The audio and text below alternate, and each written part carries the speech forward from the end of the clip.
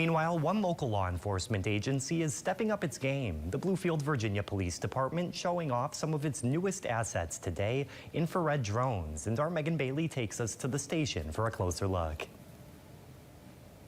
Police in Bluefield, Virginia, showing off some high-tech equipment Monday. You can put this thing in the air and you kind of do the same thing with search and rescue and things like that. Fitted with infrared cameras, these drones help local law enforcement up its capabilities without breaking the bank.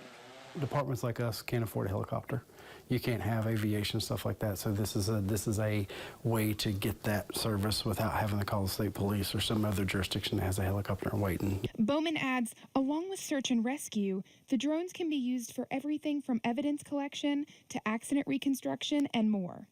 But with great power comes great responsibility. So it's actually mandated by the FAA that you take what's called a Part 107, which is the drone test that has to be acquired by us to be a pilot to fly the drone with, so that we're within that requirements. The state doesn't actually have a mandate with it, but we do have training at a local academy for drones and stuff like that. And also the local community college has a class too for drone operators.